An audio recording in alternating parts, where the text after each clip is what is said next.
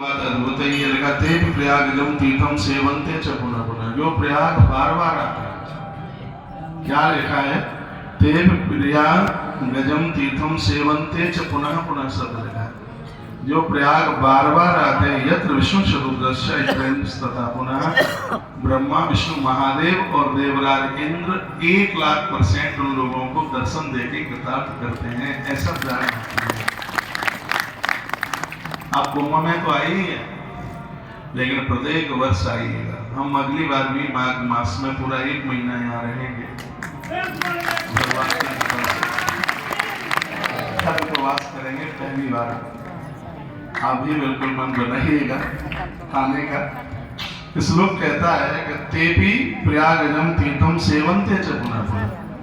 जो प्रयाग में बार बार आएंगे, यत्र विष्णु शतुर्दश, स्वयं ब्रह्मा विष्णु महादेव और देवराज इंद्र उन लोगों का संग कभी नहीं छोड़ेंगे जो प्रयाग के प्रति अपनी श्रद्धा रखेंगे। प्रयागम तीर्थमासता वैकुंठम यान्ति तेचरात। क्या अद्भुत बात कही है। प्रयाग जैसा तीर्थ तो वैकुंठ में भी नहीं है। इसमें लिखा है कि वैकुंठ में उतना आनंद नहीं है जितना किसी प्रयाग में आता है। और सच मानिए, मैंने बहुत लोगों की टिकट कैंसिल कराई है 3 दिन। इसका भी मुझे कहीं न कहीं पुण्य जरूर मिलेगा, अपराध तो नहीं मिलेगा, पुण्य जरूर मिलेगा। उन्होंने टिकट कैंसिल कर डाली। ये घर का तो काम जिंदगी भर का ये सब होता ही रहेगा। वसंत पंचमी आ रही है जिसकी बहुत बड़ी महिमा है। वसंत पंचमी के दिन माता सरस्वती, जिसका हम बंधन पूजन करते हैं, याद रखिए भगवती राधा रानी की श्वास से प्रकट हुई है। यह श्रीमद् देवी भागवत में बड़ी अद्भुत कथा है। तो वसंत पंचमी के दिन पीत वस्त्र पहनकर तिलाई भोग लगाया जाता है। जो मां सरस्वती का बंधन पूजन करेगा तो भगवती राधा रानी ने वरदान दिया है कि उसे वाक सिद्धि हो जाएगी, उसकी वाणी सिद्ध हो जाएगी। तो जनेऊ होगा वह वसंत पंचमी 2 तारीख को। जहां सरस्वती माता की पूजा होती है वो वसंत पंचमी 2 तारीख को है। बहुत ध्यान से सुन लीजिएगा। यहाँ पीले कपड़े पहन करके अनुष्ठान किया जाता है। माँ सरस्वती का मंत्र जपा जाता है। गायत्री मंत्र गुरुजनों से लेते हैं ब्रह्मचारी लोग। वो वसंत पंचमी 2 तारीख को है। सूर्य उदय के बाद में आ रही है, इसलिए पर्व 3 तारीख को चला गया है। यदि तो पर्व के समय ब्रह्म मुहूर्त में होती तो जो 3 तारीख का स्नान है वो 2 ही तारीख को होता। भोर में वसंत पंचमी, भोर में ब्रह्म मुहूर्त में 3 तारीख को है, इसलिए स्नान 3 का है। और सब पूजन, बंधन, जनेऊ संस्कार, मंत्र दीक्षा ये सब 2 तारीख को है। तो मैं तो और भी बाहर से आने वाले भक्तों को कहूँगा कि आप आ सके तो आइए। ये सब चीजें सब डरावनी पोस्टें डाली जा रही हैं। आप तो यहाँ बैठे हैं, ऐसा कुछ भी नहीं।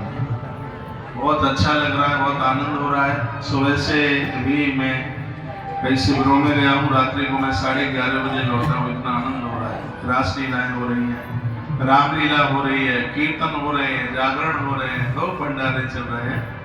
ऐसा लगता है कि परमात्मा ने अपनी सत्ता धरती पर उतार करके रखी है।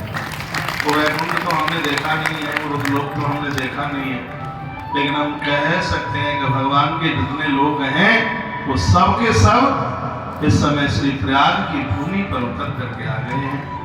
तो आप आ सके। डेट भले ही 26 फरवरी तक है, लेकिन माघ मेला तो 12 तारीख तक है। हो सके तो आप 12 तारीख तक आप आ जाइएगा। मुझे तो जाना पड़ेगा, जाने का मन बिल्कुल भी नहीं है।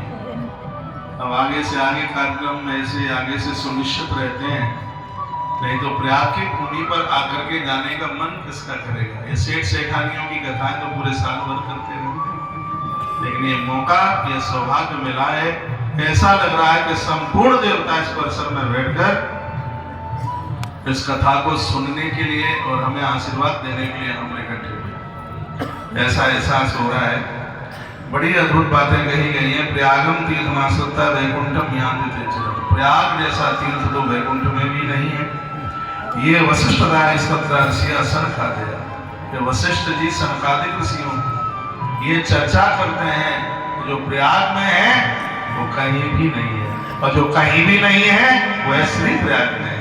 आप ऐसे प्रयाग की धरती पर बैठे हैं, वो भी हम राम कथा कानून दे रहे हैं। राम कथा प्रयाग से आरंभ हुई है। याद रखिए, राम कथा रामायण लिखी गई है लिखी गई है अयोध्या में, अवध में लिखी गई है। काशी से प्रेरणा मिली है, काशी से प्रेरणा मिली है, अयोध्या में लिखी गई है।